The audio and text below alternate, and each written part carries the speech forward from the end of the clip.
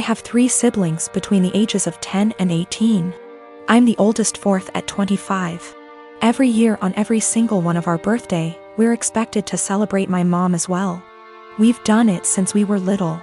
It was taught to me as giving thanks for carrying plus giving birth to us. Which I'm all for. I am grateful as we wouldn't be here without her. The issue is though, it becomes less of our birthday and more so an anniversary for the day our mom gave birth. Every year on our birthday our mom gets gifts too.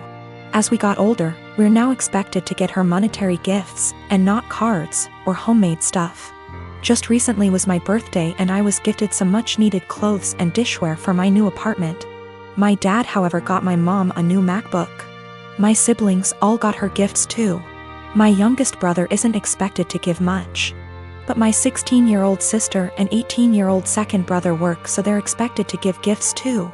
My sister pulled me aside before my birthday and said she was sorry she couldn't get me much. She got me a sweater, I love it. And that she wanted to get me more, but our mom was pressuring her to get a certain necklace for our mom. Apparently my mom had been dropping hints for months and my sister was worried our mom would be upset and feel underappreciated if she didn't get it. I asked how much it was, and my sister said it was $300. I honestly lost it on our mom and chewed into her later that afternoon when my mom opened her gifts after me. I think she's ridiculous for even wanting my sister to spend so much on a gift. Mom started crying and my dad kicked me out.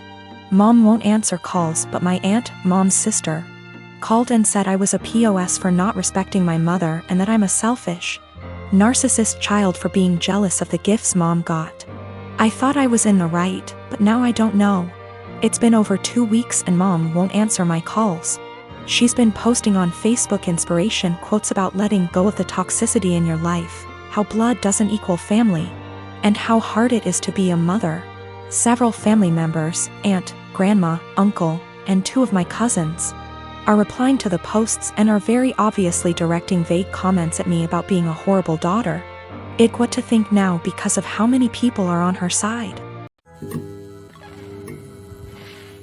I bought a house a few months ago and moved in last month.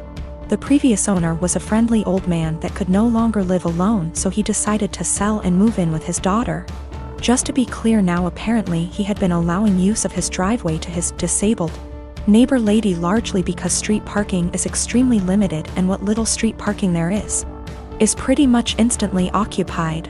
What I am saying is unless you have a driveway you end up having to park a good 5-minute walk away, and that's the best case scenario. I put disabled in quotation marks because the lady in question is just really overweight and I am not sure if that counts as disabled. Obviously I was unaware of this, so I was surprised to see a large SUV parked in my driveway when I moved in. I ended up having to knock on several doors asking whose car it was because the movers could not stand still on the busy road too long. I figured out it was the neighbor's car, so after a good 10 minutes of knocking, an extremely angry enormous lady opened the door. I told her to move the car and she immediately started arguing that the neighbor said it was fine. I told her he moved out. I moved in and no, it is not fine, and to move it because the movers need to unload my stuff. She begrudgingly did. I ended up seeing her walking back half an hour later completely wet with sweat. Now a few days later I went back to work and lo and behold, the SUV is parked in my driveway again. I go over there again, spend 20 minutes knocking on the door before this lady opens the door, again, visibly angry. I tell her to move her car. My driveway is not public parking. She protests saying her ankles can't take walking the distance and claims I can easily walk. I tell her that while that might be true, it's my goddamn driveway and I want to park there myself. Again she moves her car. Again I spot her half an hour later drenched in sweat making her way home. Well, it happened again a week ago and this time she would not open her door. I got tired of it and had her SUV towed. She of course came to my house to scream at me. I told her to get the hell off my property. A few days later I had a small fence installed with a lock on it to make sure it did not happen again.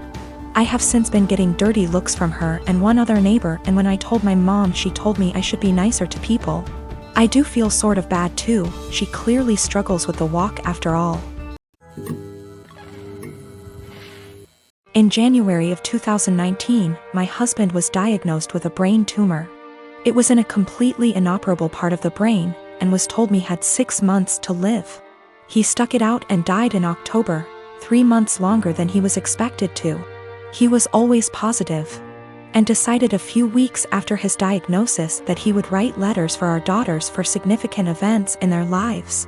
My husband was my soulmate, and the past few months have been difficult knowing I've lost him.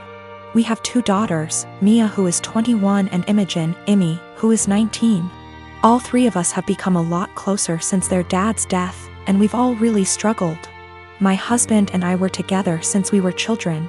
Got married when we were 18, and we were approaching our 20th wedding anniversary when he passed. In February of this year, Mia got married to a boy she's been with for about 6 years. I absolutely love her husband, and he's been incredibly supportive during all of our grief. My husband wrote a letter for Mia to open on her wedding day. It's worth noting that my daughters were unaware of these letters. It was my job to give them to our daughters. Her wedding day comes around and I just can't bring myself to give her the letter. I read it and just wanted to keep it to myself. I had his handwriting and his words, and it felt like he was there, and I couldn't bear the thought of giving that up yet. I was fully intending on giving her all the other letters as the events happened. Last week, Mia and her husband bought their first home together. They'd been living at our home since they got married, and so had a lot of stuff to pack and move to their new house.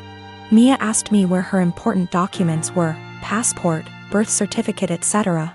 So I told her they were in my top drawer of my dresser in my bedroom.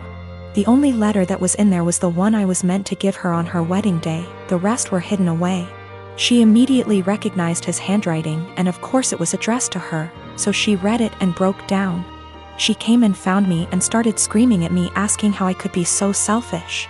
I didn't really know what to say apart from the fact that I wanted to keep it and she could take a picture of it. Both my daughters called me an asshole and are convinced I'm keeping them from a load of their dad's stuff. My wedding was September 21st, 2019. We had a fairly decent-sized wedding. My cousin, on my stepdad's side, we are not close whatsoever, and her boyfriend have only been dating not even 6 months at this point. I've met the guy once before my wedding, and he never shows up to any family functions. We're all having a great time at my wedding.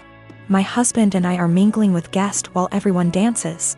The next thing I know is my cousin's boyfriend asks the DJ for his mic and goes to the center of the dance floor saying he has an announcement to make and calls my cousin over. So, I rush over and say, "Nope, no one is getting engaged during my special day, especially during my reception. You can get engaged later tonight, but not right now. It's my day. Thank you for understanding," and I go to walk away. My cousin starts puffing and my aunt, her mom, starts yelling at me and calling me an entitled brat. It causes a huge fight and they all end up leaving. My mom, stepdad, dad, and stepmom all are on my side and were even pissed that they think it's okay to do that during a wedding they all paid for. My nana, stepdad's mom, says I was wrong and told me to apologize and call them over and allow him to propose. Needless to say, it didn't happen. Flash forward to Christmas. It was terrible. My stepdad's entire side were rude and ignoring my husband and I. And of course, guess what happens? My cousin and her now fiancé announced their wedding date, September 21st, 2020. I'm beyond pissed and so not planning to go. It's my damn 1-year wedding anniversary. My family is upset that they would do that to piss me off for not allowing them to get engaged during my reception. My cousin says they chose to get married on their 1-year engagement anniversary. Either way, regardless of the real reason, I'm still upset. Of course, my nana is super excited.